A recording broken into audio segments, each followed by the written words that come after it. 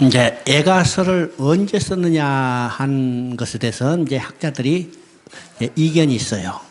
어떤 학자는 요시야 왕 때 애가서를 썼다. 그죠? 우리 성경에 보면 요시야 왕 때 애가서를 썼다는 기록이 있어요. 그래서 이제 그 애가가 바로 지금 여기서 나온 애가다 이렇게 이야기하는 학자도 있는가 하면 이건 멸망한 것을 목도하고 비탄의 마음을 기록한 것이 애가서다 이렇게 말하는 학자도 있어요.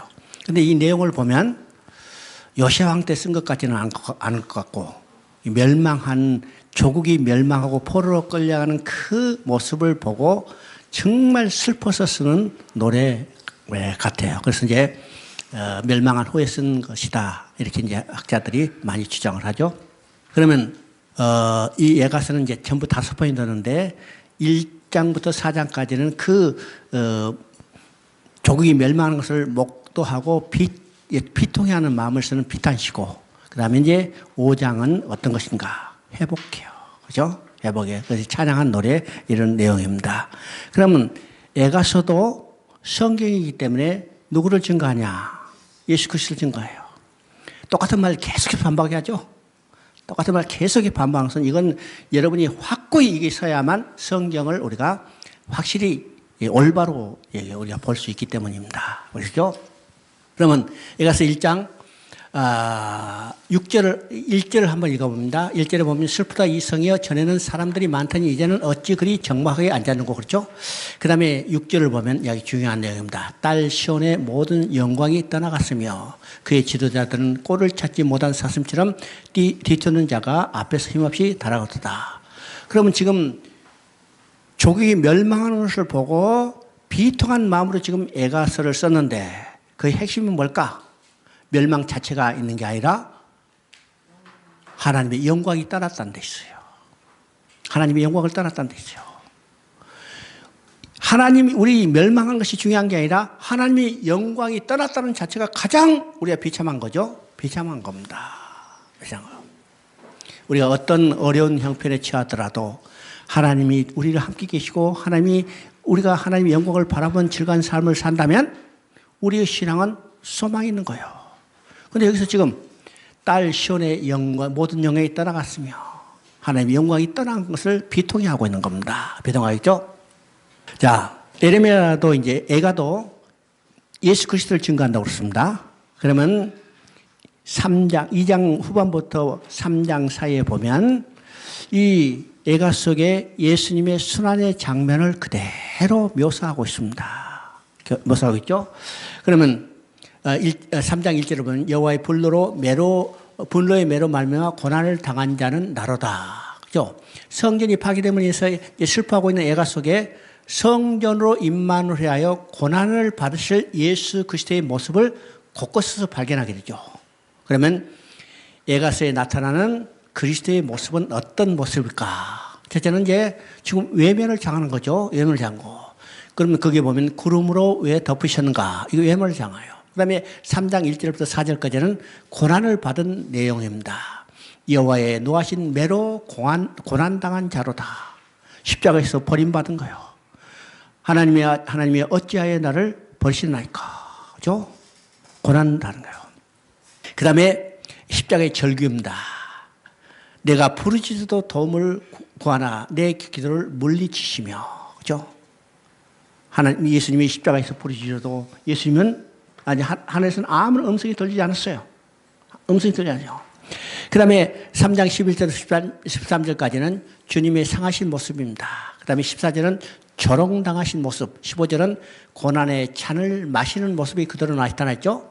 그 다음에 3장 53절을 보면 무덤에 장사될 것이 계시되어 있고 3장 57절을 보면 부활을 소망하고 있습니다. 그러니까 여기서 예수님이 버림받으시고 십자가에 죽으시고 장사되고 부활하실 이 모든 내용이 3장 안에 다 나타났다는 사실입니다. 그렇죠? 그러면 이걸로 끝나는가? 바로 소망을 주고 있는 겁니다. 소망을 주고 있습니다. 3장 21절 읽어봅니다. 3장 21절 이것을 내가 마음에 담아두었더니 그것이 오히려 나의 소망이 되었으면 낙심 중에도 소망이 있음을 깨닫게 되는 겁니다. 그렇죠? 오늘 우리가 여러 가지 일로 낙심당할 때가 많이 있죠? 그때 우리는 뭘 바라봐요? 하나님의 약속을 바라볼 때 우리의 소망이 있는 겁니다. 소망. 예레미야가 지금 조국이 멸망해서 포로로 끌려가고 성읍과 성전이 불타는 그 참담한 모습을 보면서도 예레미야는 소망을 가지고 있어요. 왜요? 그 백성은 어떤 백성이요? 하나님의 약속이 있는 백성이기 때문에 때가 되면 반드시 회복할 것은 이 소망을 가지고 있는 겁니다. 우리가 이 땅에서 어떤 형편이 있다 하더라도 우리는 어떤 소망이요? 이제는 우리 구원받은 백성이요. 하나님께 다시 들어가서 하나님 영광을 바라고 즐거운 삶을 누리게 될 이 소망이 있는 거죠. 이 소망을 가지고 사는 것이 우리의 신앙의 삶입니다. 사랑이죠? 그 다음에 이제 에스겔을 봅니다. 에스겔.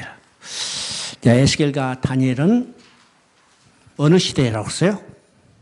자, 이제 선지서를 읽을 때 다른 성경도 마찬가지지만 이 성경이 기록된 그 시대적 배경이 어느 때인가를 알면 그 성경의 내용을 어느 정도 깨닫고 짐작할 수 있죠?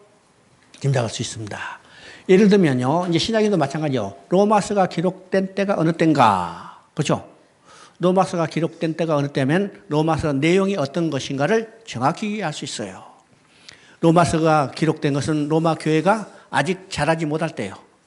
그들을 양육할 지도자가 없을 때예요. 그러면 양육할 지도자가 없기 때문에 뭐예요? 그들이 복음이 무엇인지를 정확히 가르침을 받지 못했어요. 그러면 복음이 무엇인지를 정확히 알지 못하면 어떻게 해요? 어떻게 해요? 그들의 생각대로 신앙생활하는 거예요. 쉽게 말하면 자기 멋대로 신앙생활하는 거예요. 예수님이 이름을 부르지만은 그냥 자기가 알고 있는 예수님 정도, 정확히 성경에 계시된 예수님이 아니고, 이러니까 자기 멋대로 신앙생활하죠. 오늘 현대 교회도 똑같아요. 교회에서 성경을 정확히 가르쳐주지 않기 때문에 예수의 이름을 부르지만은 우리 신앙이 올바른 길이 아니라는 것을 우리가 깨닫게 되는 겁니다. 그래서 로마서는 이 로마서가 기록된 당시의 로마서의 정황이 무엇인가를 알아야 로마서를 내용이 무엇인가를 알아요. 자, 복음이 무엇인지를 정확히 모르는 그 로마 교인들에게 중요한 것은 뭐예요?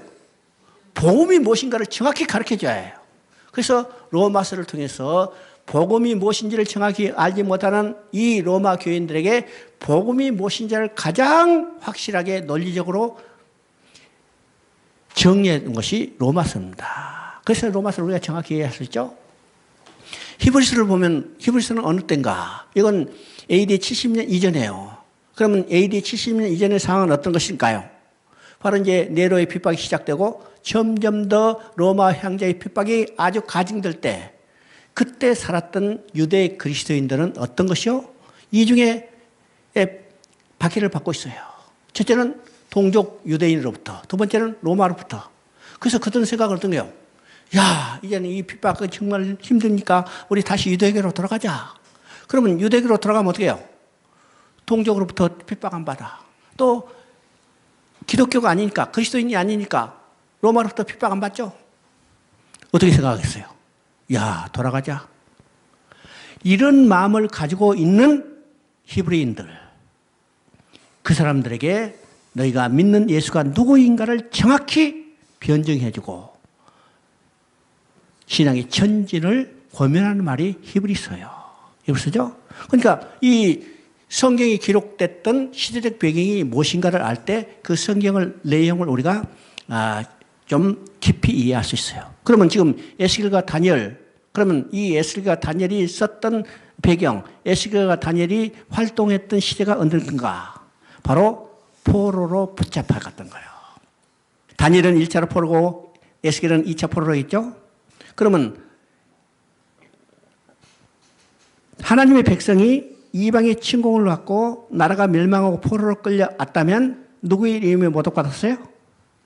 어? 하나님 자신의 이름이요. 하나님의 영광이 훼손됐어요. 그러면 자기 백성으로 말미암아 모독받은 하나님의 이름과 영광을 회복하는 것이 하나님의 구원계획이라고 그랬죠. 바로 다니엘과 에스겔서는 이 하나님의 구원계획을 이루시는 하나님의 마음이 무엇인가 이 관점을 정확히 이해해야 이 두 책을 정확히 이해할 수 있어요. 자, 지금까지는요, 에스겔을 다녀야 하면, 야, 미래의 어떤 역사적 사건에 대해서 지금 미리 예언한 것이다. 그래서 이게 이 문학적으로 썼다. 이렇게 해서 이제 관점을 가지고 많이 해석하죠. 그래서 문학적 관점을 가지고 해석하려고 보니까 이 책들이 정말 어려운 책이 되어버렸어요. 어려운 책이 되어버렸죠. 근데 이 책들은 내용 아주 간단합니다. 그렇죠? 간단하죠? 왜 간단해요? 하나님의 백성이 이방의 포로로 끌려가서 모독받은 하나님의 이름과 영광을 누가 회복할 것인가? 그것이 이 핵심이라는 사실을 알면 이 책이 어려운 책이 아니라는 사실입니다. 자, 그래서 에스겔은 성전을 통해서 이야기해요. 다니엘은 하나님 나라를 통해서 이야기해요. 그러면 우리가 생각해 봅니다. 성전과 하나님 나라는 궁극적으로 같은 개념이요? 다른 개념이요? 어? 성전과 하나님 나라는 궁극적으로 같은 개념이에요. 같은 개념이요. 자, 이것이 우리가 정리가 돼야 우리가 이해할 수 있죠. 이걸까? 성전은 어떤 것이요? 하나님과 그 백성이 함께 사는 처소예요. 하나님 나라는 하나님이 왕이고 자기 형상대로 지은 인간이 백성이 돼서 하나님이 통치한 나라에서 하나님과 함께 사는 것이 하나님 나라예요. 그러니까 성전과 하나님 나라는 궁극적으로 같은 개념이죠. 그래서 성경을 하나님께서 성전을 지어가는 하나님 일을 기록하겠다고 이야기도 하고, 다른 이야기는 하나님께서 하나님 나라를 건설하는 하나님의 일을 기록했다고 이야기해요. 또 같은 개념이죠. 그래서 에스겔은 성전을 통해서 이야기하는데 왜 에스겔은 성전을 통해서 이야기할까? 에스겔의 출신이 제사장이에요. 제사장은 어디서 일했어요? 성전에서 일했기 때문에 자기가 보고 듣고 아는 대로 성전을 통해서 이야기한 거. 다니엘은 왕족 출신이요. 왕족은 어떻게 해요? 나라를 다스리는 거죠. 그렇기 때문에 에스겔은 자기가 경험하고 알고 있는 그 관점에서 하나님 나라를 통해서 이야기를 합니다. 그런데 그 내용은 어떤 것이요? 자기 백성을 위해서 모독받은 하나님 이름과 영광을 회복하는 일이라는 겁니다. 요한이죠. 그래서 이제 에스겔은 성전을 통해서 이야기하는데 성전에 두 번의 성전이 환상이 있어요. 두 번의 성전의 환상. 그러면 첫 번째 성전의 환상은 어디서 나올까? 8장부터 11장까지의 성전의 환상이 나옵니다. 그럼 8장 10절 11절을 한번 읽어봅니다. 8장 10절 11절. 내가 들어가 보니 각양 공충과 가증한 짐승과 이스라엘 족속의 모든 우상을 그 사방 벽에 그렸고 이스라엘 족속의 장로 중 70명이 그 앞에 섰으며, 이제 14절 읽어보면 14절 거기 여인들이 앉아 단무스를 위하여 애곡하더라. 16절을 읽어보면 성전문과 제단 사이에서 약 25명이 성전을 등지고 태양을 향하여 예배하다. 여기 이제 세 종류의 사람이 나오죠. 70명의 장로, 그 다음에 여인들, 그 다음에 25명의 사람들. 이것은 제사장이에요. 그러면 70명의 장로들이 뭐 하고 있어요? 70명의 장로들이 뭐 하고 있어요? 사방벽에 우상을 그려놓고 그를 섬기고 있어요. 그 다음에 여인들이 단무스 우상을 섬기고 있죠. 단무스 우상. 단무스는 여러 가지 이야기가 있지만 하여튼 이건 풍요를 가져다 주는 우상이에요. 그것을 섬기고 있어. 또 더 나아가서는 지금 성전 문과 제단 사이에 약 25명의 사람들, 이건 제사장 그룹인데 제사장이 지금 뭐 하고 있어요? 성전에서 하나님께 예배드린 게 아니라 성전을 등지고, 그죠? 참 놀라운 일이야. 성전을 등지고 태양을 향하여 예배드리고 있어요. 그러면 성전은 어떤 것이요? 하나님 계신 것이고 성전에서는 하나님께 예배드려야 하는데 그 성전에서 우상을 섬기고 또 성전을 짓고 태양신을 섬기겠다는 것은 하나님이 거기 계실 수 없죠? 하나님은 거기 계실 수 없어. 그래서 하나님은 그걸 떠나게 되시는 거예요. 떠나게 되죠? 그래서 9장부터는 하나님을 떠난 모습이 나타납니다. 그래서 하나님이 어떻게 떠나는가? 성전 그룹 사이에 계시던 하나님의 영광이 떠올라요. 그래서 동쪽 문을 향해서 가고 동쪽 산을 향해서 떠나시고 결국은 저 동쪽인 갈대아, 바벨론까지 가시는 겁니다. 아시죠?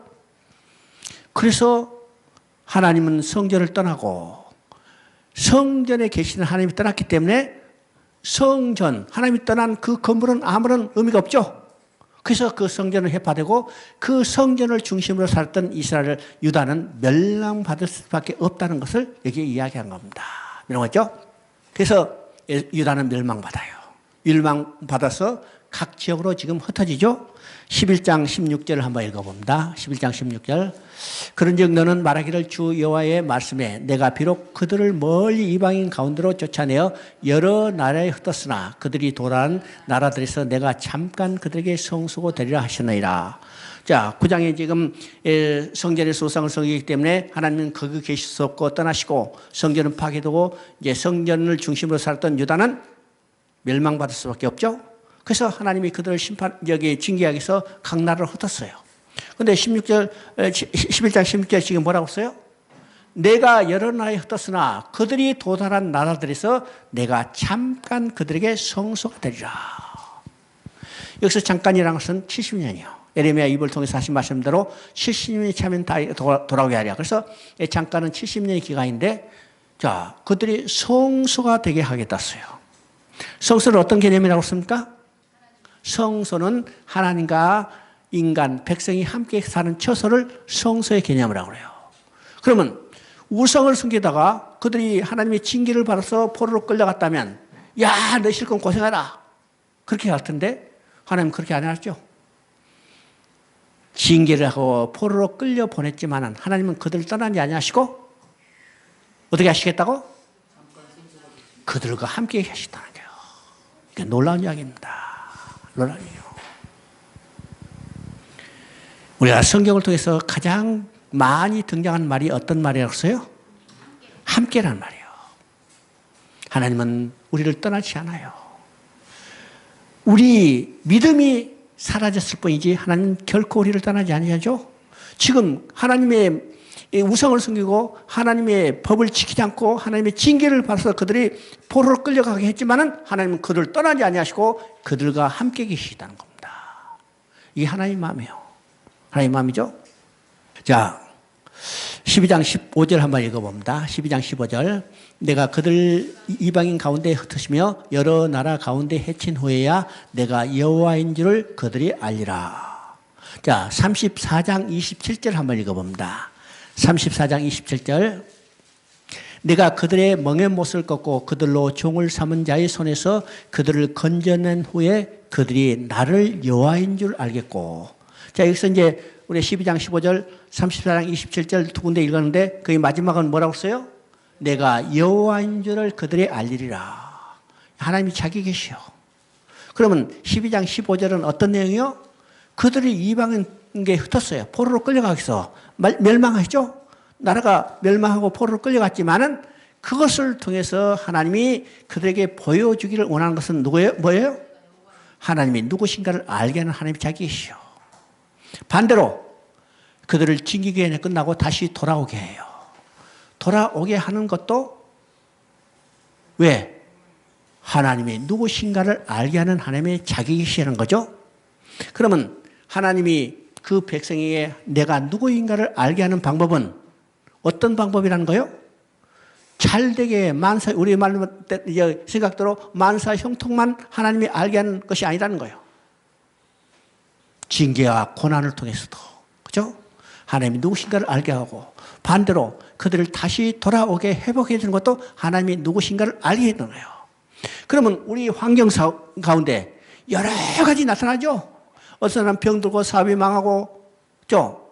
우리가 견디기 어려운 이 지금 코로나19의 사태도 하나님이 누구신가를 알게 하는 하나님의 자기 계시라는 사실을 우리가 알아야 합니다. 알아야죠?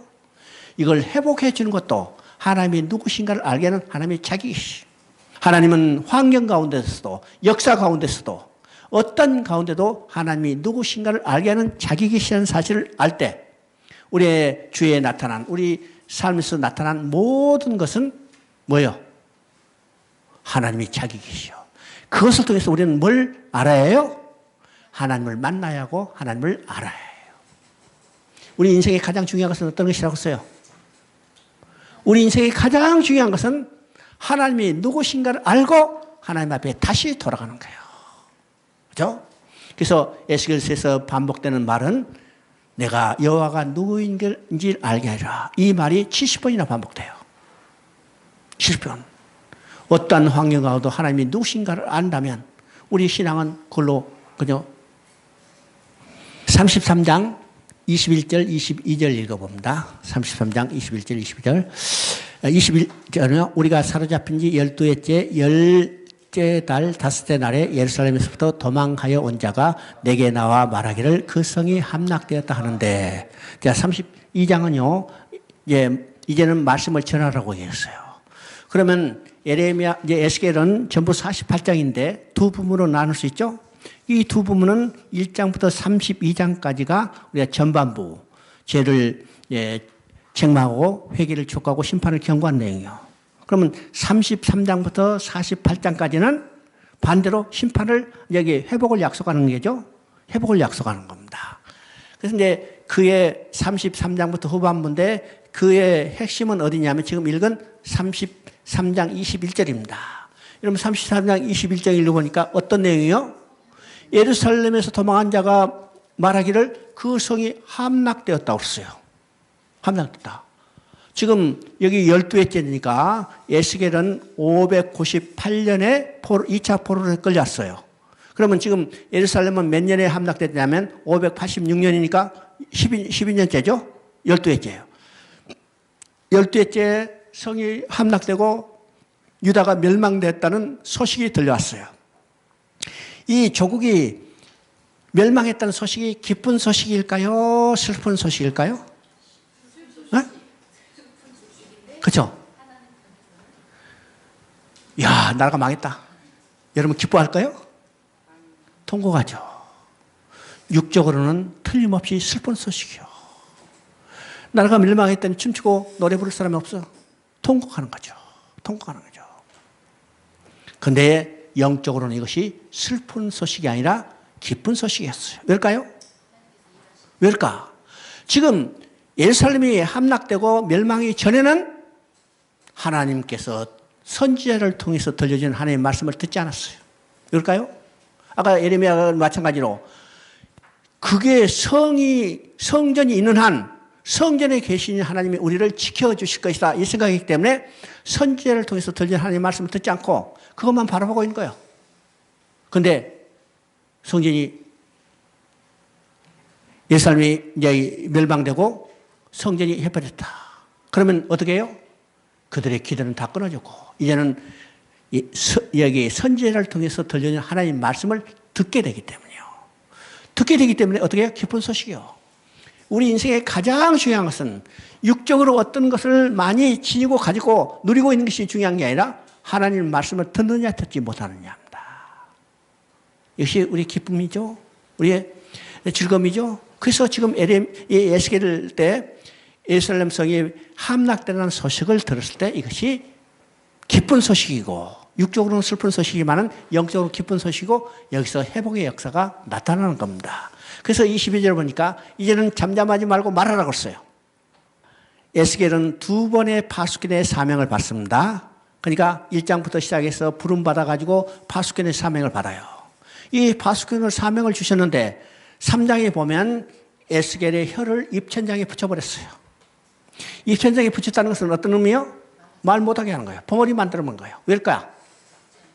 말을 해도 듣지 않으니까 말하지 말라는 거예요. 그런데 함락되라는 소식이 들리기 때문에 이제는 잠잠하지 말고 말하라. 하나님의 말씀을 외치라는 겁니다. 외치라는 거. 오늘 우리를 통해서 하나님의 말씀을 외치게 하고 저 백성들에게 기쁜 소식을 전해주라는 거죠. 복음이 뭡니까? 기쁜 소식이요. 기쁜 소식이라는 거요. 자, 36장을 한번 읽어봅니다. 36장 우리가 길게 되어 있는데 한번 읽어봅니다. 길게 36장 19절부터 쭉 한번 읽어보세요. 거룩한 이름을 내가 아껴노라. 그러므로 너는 이스라엘 족속에게 이르기를 주 여호와의 말씀에 이스라엘 족속아 내가 이렇게 행함은 너희를 위함이 아니요 너희가 들어간 그 여러 나라에서 더럽힌 나의 거룩한 이름을 위함이라. 여러 나라 가운데서 더럽힘을 받은 이름 곧 너희가 그들 중에 더럽힌 나의 큰 이름을 내가 거룩하게 할지라. 내가 그들의 목전에서 너희로 말미암아 나의 거룩함을 나타내리니 여러 나라 사람이 나의 여호와인 줄 알리라. 나 주 여호와의 말이니라. 자, 이게 에스겔의 핵심적인 주제가 뭔 것이 그대로 나타나죠? 자, 하나님의 백성이 이방의 침공을과 포로로 끌려갔다. 하나님 이름이 모독받았어요. 하나님의 영광이 훼손됐어요. 그러면 자기 백성으로 인해서 모독받은 하나님의 이름과 영광을 누가 지켰어요? 하나님 자신이요. 그래서 더럽히는 이름을 거룩하게 해서 자기 백성을 다시 돌아오게 하겠다는 겁니다. 포로로 끌려가서 포로로 있는 동안에 절대로 하나님의 거룩한 이름이 회복되지 않죠? 언제 회복될 수 있어요? 포로로 끌려간 것들이 포로에서 다시 돌아와야만 하나님의 이름이 거룩해지고 하나님의 영광이 회복될 수 있어요. 바로 에스겔 서정은 이것이 핵심 주제라는 사실을 우리가 알게 되죠. 그래서 그들을 포로로 돌아오게 해요. 여기에 두 단계가 있습니다. 여기 뒤에 보면요. 맑은 물로 너에게 뿌려서 너희를 정결하게. 여기서 맑은 물로 너에게 뿌려서 너희를 정결하는 것은 어떤 것이요? 어떤 것이요? 이건 예수 그리스도의 십자가에 흘린 피로 우리의 죄를 씻어주는 겁니다. 씻어주죠? 그걸로 끝나는 게 아니고 또 중요한 것이 있습니다. 26절에 보니까 또 새 영을 너에게 속에 두고 너희 마음에 새 마음을 너에게 해요. 맑은 물로 씻어준 것뿐만 아니라 더 나아가서 새 영을 불어넣는다고요. 우리가 구원받게 되는 것은 어떤 것이요? 성령이 우리 심령 속에 예수 그리스도가 십자가에 이루어진 일을 증거해 줄 때요. 그죠? 그러니까 예수 그리스도는 십자가에서 우리의 죄를 다 씻어주셨어요. 맑은 물로 씻어줬어. 그것을 성령이 우리 마음에 증거해 줘야 합니다. 증거해 주죠? 그러니까 지금 이 단계를 통해서 포로로 끌려간 그 백성을 돌아오게 하는 단계를 통해서 사단의 포로된 인간들을 돌아오게 하는 것을 계시하고 있는 겁니다.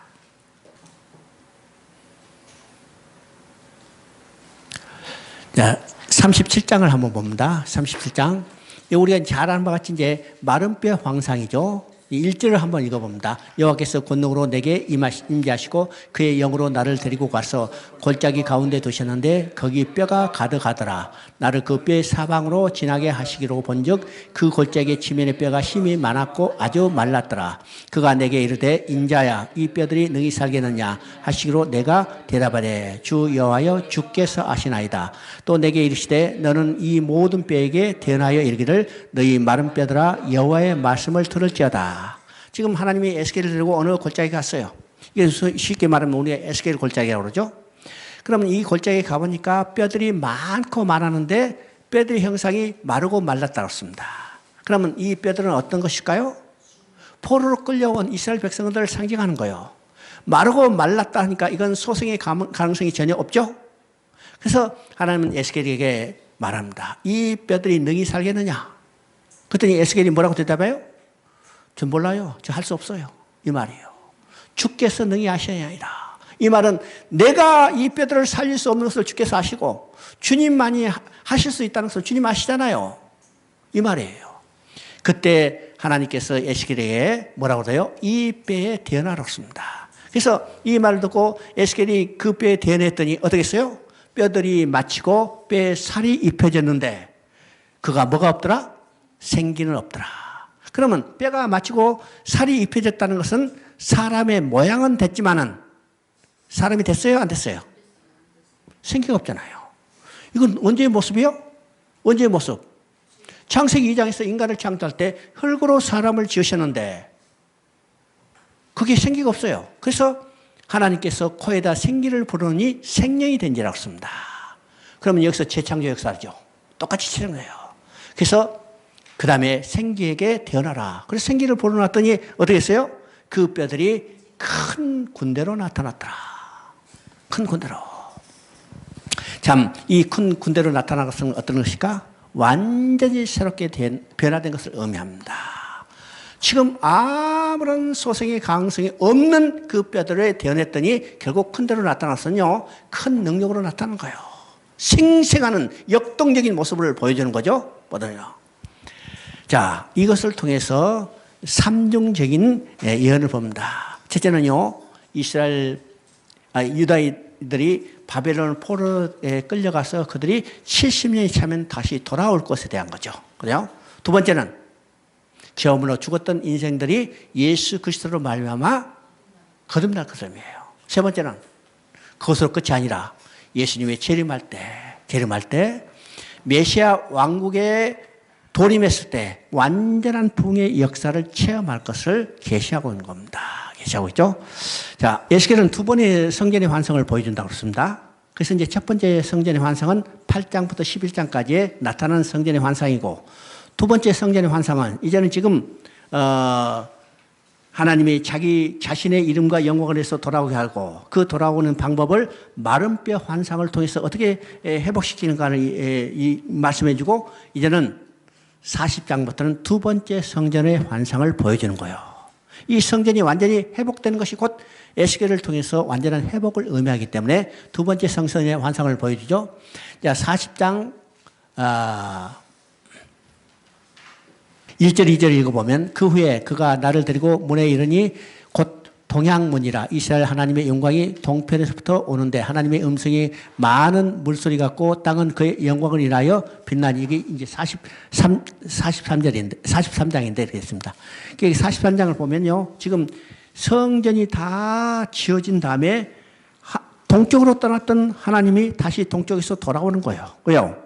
우리 이제 8장부터 보면 동쪽으로 하나님이 영광이 떠났죠? 그러면 갈대가 있기 때문에 동쪽에 계시던 하나님이 동쪽으로 난 문을 통해서 돌아오는 겁니다. 이건 완전한 회복을 의미하는 겁니다. 회복을 의미하죠. 자, 그리고 이제 하나님이 돌아왔기 때문에 그 중간은 이제 성전에서 예배가 회복되는 것을 이야기해요. 그래서 여러분이 읽어보시면 예배가 회복되기 위해서는 제일 먼저 뭐가 정비가 돼요? 예배드릴 제사장이 정비가 돼요. 그래서 예배드릴 제사장을 정비하고 예배드릴 여러 가지 이제 성소의 기구들을 준비한 거예요. 그래서 성전이 완전히 회복됐죠? 회복됐어요. 이제 47장 1절을 한번 읽어봅니다. 40장 1절. 성전 문에 이르니 성전의 앞면이 동쪽을 향하였는데 그 문지방 밑에서 물이 나와서 동쪽으로 흐르다가 전 오른쪽 제단 남쪽으로 흘러내리더라. 47장 9절 보면 이 강물이 이르는 곳마다 번성하는 모든 생물이 살고 또 고기가 힘이 많으리니 이 물이 흘러들어가므로 바닷물이 되살아나 있고 이 강이 이르는 각처에서 모든 것이 살 것이며.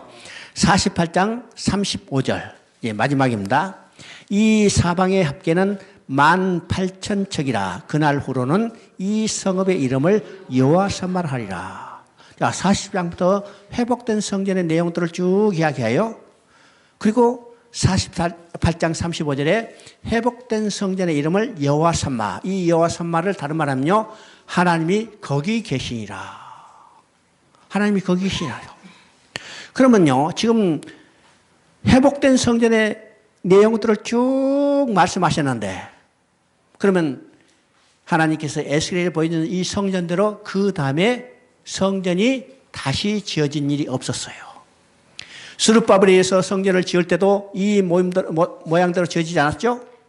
헤롯에서 성전을 수축할 때도 이 모양대로 수축하지 않았어요. 그러면 하나님께서 에스겔에 보여준 성전은 그냥 그림으로 보여준 하나의 허상에 불과한가? 아니라는 거예요. 이 성전은, 에스겔이 보여준 성전은 언제 완성되는 것을 보여요? 계시록 21장, 22장에 이 성전의 모습대로 그대로 보여주는 것을 보여줍니다. 자, 여러 가지 내용이 있지만은 여러분 계시록 22장 1절 한번 읽어봅니다.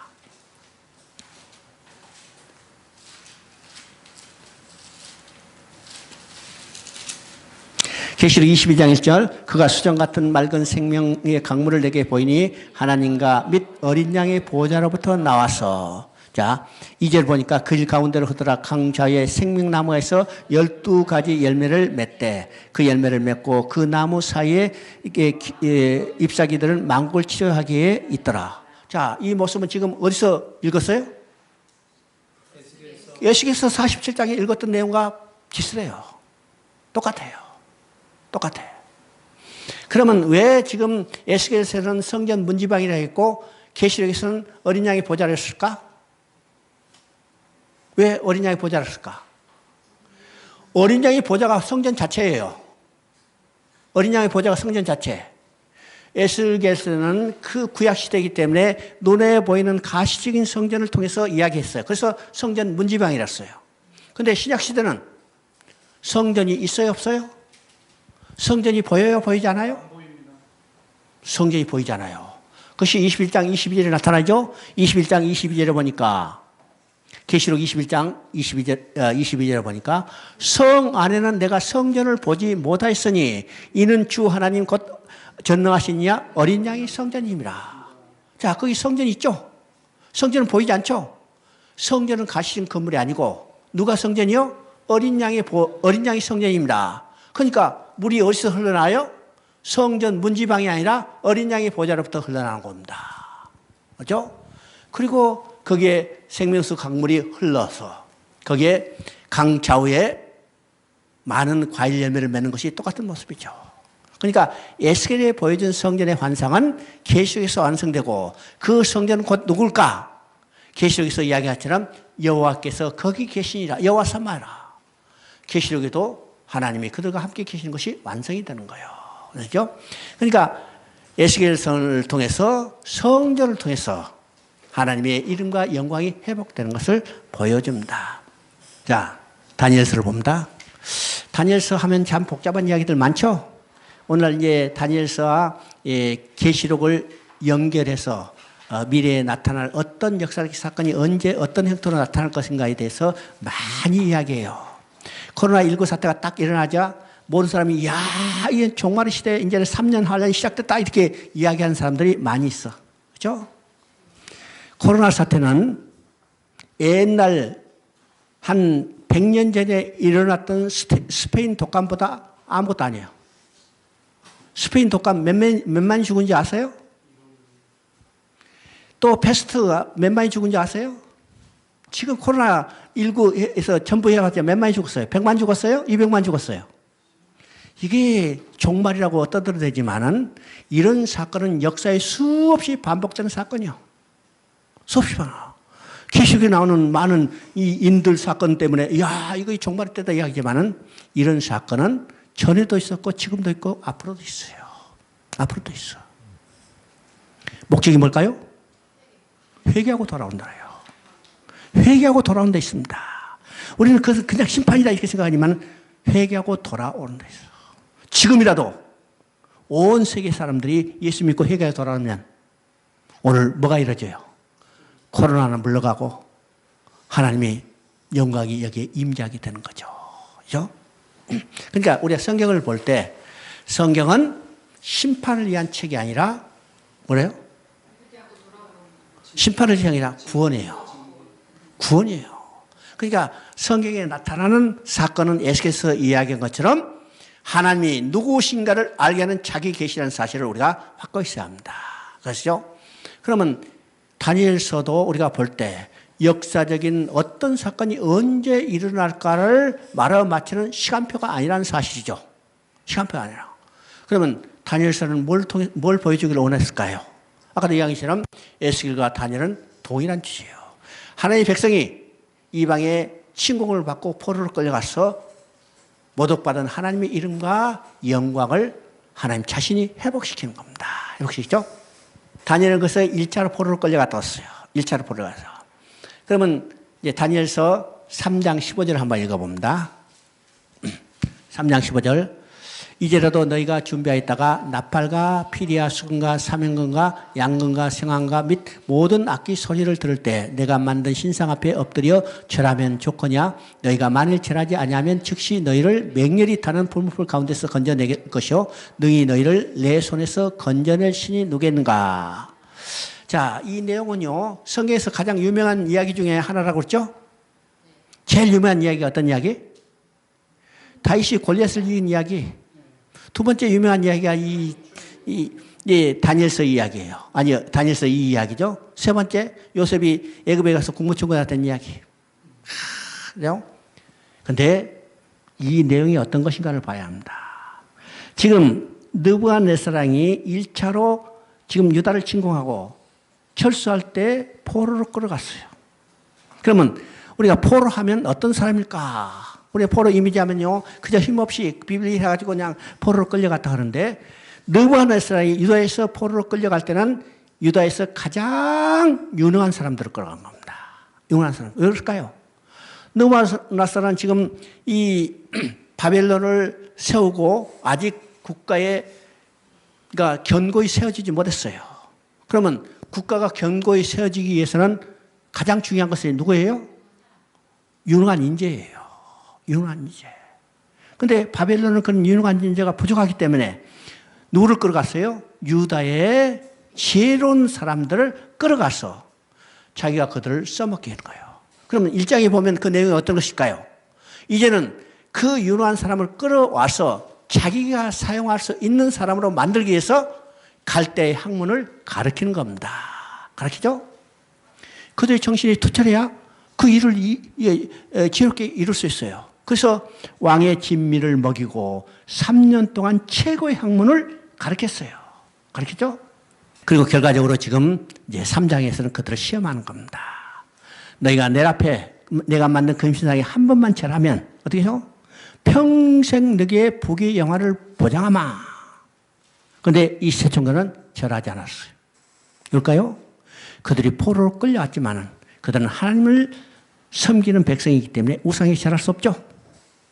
여기서 우리는 뭘 보게 돼요? 유다가 지금 포로로 끌려왔지만은 포로로 끌려온 가운데 그들은 풀무불 가운데 정금 같은 신앙으로 단련시키고 있는 것을 보게 되는 겁니다.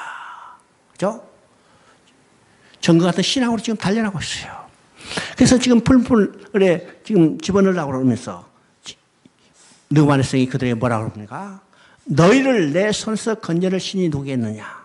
그죠? 그랬더니 이 세 친구는 뭐라고 답변해요? 17절을 봅니다. 17절. 왕이여 우리가 섬기는 하나님이 계시다면 우리를 맹렬히 타는 풀무불 가운데서도 능히 건져내시겠고 왕의 손에서도 건져내시리라. 그런 느헤미야 만든 금신상에 절하지 않고 풀무불에 들어가면서 지금 뭐라고 그래요? 만약 우리가 섬기는 하나님이 계시다면 우리를 왕의 손에서뿐만 아니라 풀무불 가운데서 우리를 건져내리라. 그리고 결국은 풀무불에 들어갔죠. 느헤미야는 이 세 사람을 풀무불에 집어넣었어요. 그러면 그 풀무불이 얼마나 뜨거울까? 성경이 이야기한 대로 얼마나 뜨거웠냐면 집어넣었던 사람도 다 죽었다고 그랬죠? 그러면 지금 넣자마자 그냥 다 없어질 것 같은데 집어넣고 쳐다보니까 네 사람이 왔다 갔다 해요. 네 사람이 왔다 갔다. 이야, 집어넣은 사람이 더 놀라버린 거예요. 당연히 타서 없어지지 않는데 아니 타기는커녕 네 사람이 왔다 갔다 하니까 깜짝 놀라죠. 그래서 느헤미야는 야 빨리 끄집어내 그래요. 그래서 끄집어냈어요. 몇 사람이 나왔어요? 한 사람 어디 갔어요? 잘못 끄집어내다가 탈버렸어? 한 사람은 이 세 사람을 지켜줬던 하나님 자신이요. 왜요? 이 세 친구가 풀무불에 다 죽어버리면 이들이 믿었던 하나님이 이름이 모독받게 되며, 그죠? 우리가 믿는 하나님이 계시다면 풀무불에서도 건져낼 뿐만 아니라 왕의 손에서도 우리를 건져내시라. 그러면 그들이 다 죽어버린다면 그들은 믿는 하나님이 계시지 않단 말이죠. 그래서 하나님이 자기 자신의 이름과 영광을 해서 풀무불에 들어가는 이 세 친구를 지켜주시고 그들을 건져내신 거예요. 건져낸 거죠. 그래서 건져내고 느부갓네살이 뭐라고 고백한가? 이게 28절에 나옵니다. 자, 28절 한번 읽어보면 느부갓네살이 말하 이르되 사드락과 메삭과 아벳느고의 하나님을 찬송할지로다. 그가 그 천사를 보내사 자기를 의뢰하고 그들의 몸을 바쳐 왕의 명령을 거역하고 그 하나님 밖에는 다른 신을 섬기지 아니하며 그에게 절하지 아니한 종들을 권하였다. 자, 이방신을 섬기는 느부갓네살 입에서 누구를 찬양해요? 하나님을 찬양하는 거예요. 하나님이요. 그러니까 이방인의 입에서도 이방신을 섬기는 그 왕의 입에서도 하나님을 찬양하게 하죠. 그러면 이 세 친구를 통해서 누구의 이름이 모독받아서 여기 거룩하게 됐어요? 하나님 이름이요. 하나님 영광이 훼손됐어요. 자, 6장은 이것이 이제 비슷한 사항이죠. 6장은요. 예루살렘을 향해서 하루에 3번 기도하던 다니엘을 모함해서 결국 왕의 조서를 받아가지고 그 조서대로 다리오 왕을 제한 다른 신에게 기도하는 절하는 다니엘을 사자굴에 집어넣어요. 사자굴에 집어넣죠? 그러면 사자굴에 들어간 다니엘을 누가 지켜줬어요? 누가 지켜줬어요? 사자라면 이제 굶주린 사자 그냥 자기 밥 잘 왔다 해가지고 홀랑 먹어버릴 텐데 그 입을 누가 지켜주는가? 하나님 자신 지켜줬어요. 왜일까? 다니엘이 사자에 지켜 사자배이 되어버린다면 다니엘이 믿는 하나님의 이름이 모독받기 때문이에요. 어떻게 됐죠? 그래서 하나님 자신이 하나님 자기의 이름과 영광을 해서 사자의 입을 막아주고 다니엘을 지켜주시고 결국 다리오 왕이 사자 고리에 들어간 다니엘을 끄집어 올려요. 그래서 6장 26절 한번 읽어봅니다. 6장 26절. 내가 이제 조서를 내려놓으라. 내 나라와 가나안 아래에 있는 사람들은 다 다니엘이 하나님 앞에서 떨며 두려워할지니 그는 살아계신 하나님이시요 영원히 변하지 않으실 이시며 그의 나라는 망하지 아니할 것이요 그의 권세는 무궁할 것이며 그는 구원도 하시며 건져내기도 하시며 하늘에서든지 땅에서든지 이적과 기사를 행하시는 이로써 다니엘을 권하여 사자 입에서 벗어나게 하셨습니다 하였더라. 자, 사자굴에 다니엘을 집어넣었던 그 다리오 왕이 입에서 누구를 찬양해요? 하나님을 찬양하는 겁니다. 하나님 찬양하죠. 그러니까 다니엘은 이방에 끌려가서 하나님의 이름과 영광을 지켜낸 것을 보여주고 있습니다. 먹어졌죠? 그러니까 구원 계획을 이루시는 공적으로 누구를 위한 것인가? 하나님 자신을 했어요.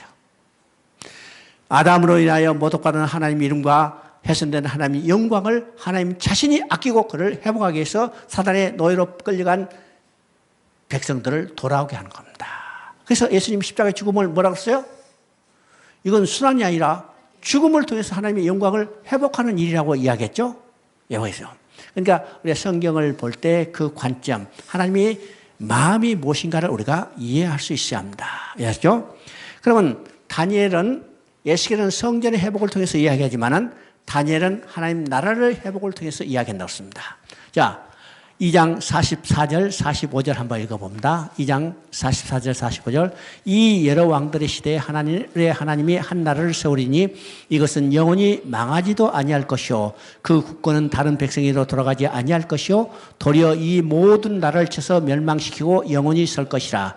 손대지 아니한 돌이 산에서 나와서 새와 놋과 진흙과 은과 금을 부숴뜨릴 것을 보신 것은 크신 하나님이 장래일을 왕께 알게 하신 것이라. 이 꿈이 참되고 이 해석이 확실하이다. 자, 여기서 여러 왕의 시대에 하나님이 한 나라를 세운다고 했어요. 그렇죠? 자, 하나님 나라의 회복을 이야기하죠. 그럼 그 하나님 나라는 누구를 통해서 회복인가요? 손을 대지 않은 한 돌이 산에서 나와서 손을 대지 않은 한 돌, 그렇죠? 이 손을 대지 않은 한 돌은 누굴까요? 반석이신 예수 그리스도예요. 반석이신 예수. 우리가 창세기 11장에서 바벨탑을 쌓는 것을 보게 되죠. 바벨탑을 쌓는 것을 통해서 이 바벨이라는 나라의 성격이 무엇인가를 보여준다고 했어요. 벽돌로 돌을 대신하고 역청으로 진흙을 대신하였더라. 그러면 하나님 나라는 어떤 것이요? 인간이 손을 대지 않아요. 손을 대지 않은 한 돌이에요. 그런데 바벨이라는 나라는 벽돌로 돌을 대신하고 역청으로 진흙을 대신하는 것은 하나님의 방법이 아니라 인간들의 방법이라는 거죠. 그럼 바벨이라는 어떤 나라예요? 하나님이 세우신 하나님 나라가 아니라 인간이 인간을 위해 세운 인간 나라. 그래서 그걸 흩어버리시죠. 흩어버리는 겁니다. 자, 그래서 이제 이 하나님이 누구를 통해서 하나님 나라를 세울 건가? 이것이 이제 더 구체적으로 7장 13절 14절에 나옵니다. 7장 13절 14절. 내가 또 밤 환상 중에 보니 인자 같은 이가 하늘 구름을 타고 와서 옛적부터 항상 계신 이에게 나와 그 앞으로 인도됨에 그에게 권세와 영광과 나라를 주고 모든 백성과 나라들과 다른 언어를 말하는 모든 자들이 그를 섬기게 하였으니 그의 권세는 소멸되지 아니한 영원한 권세요 그의 나라는 멸망하지 아니할 것이다. 자, 여기서 구체적으로 이야기하죠. 손을 대지 않은 한 돌이라 하는데 그 구체적으로 인자 같은 이가 하늘 구름을 타고 와서, 그러면 인자 같은 이가 하늘 구름을 타고 온 때는 언제요? 예수님이 재림 때예요. 예수님이 재림 때. 그래서 옛적부터 항상 계신 이에게 나와 그 앞에서 인도됨에 그에게 권세와 영광과 나라를 주고 그랬죠. 그런데 그 권세는 소멸되지 않을 것이고 영원한 권세고 그의 나라는 멸망하지 아니할 것이다. 예수 그리스도에서 통치되는 메시아 왕국은 영원한 나라예요. 영원한 나라. 예수님이 재림할 때 이 나라는 완성이 될 거죠. 우리는 그때 예수님과 함께 세세토록 왕노릇하는 하나님의 백성들이 될 겁니다. 야, 우리가 다 왕노릇하면 어떨까요? 왕이 몇 명이요? 그 왕의 의미는 하나님이 각자에게 주신 각자의 사명이 있어요. 그 사명을 철저히 제대로 감당한다면 그 자신이 왕이에요. 왕이죠? 그러니까 이 나라는 어떤 나라일까? 예수님이 다시는 영원 나라 메시아 왕국. 그 나라에서 우리는 예수님과 함께 세세토록 왕노릇할 이 영광을 바라보고 살게 되는 겁니다. 자, 7장부터 이제 12장까지는 이 나라가 언제 어떤 방법으로 세워질까에 대해서 이야기를 하는 겁니다. 이야기죠.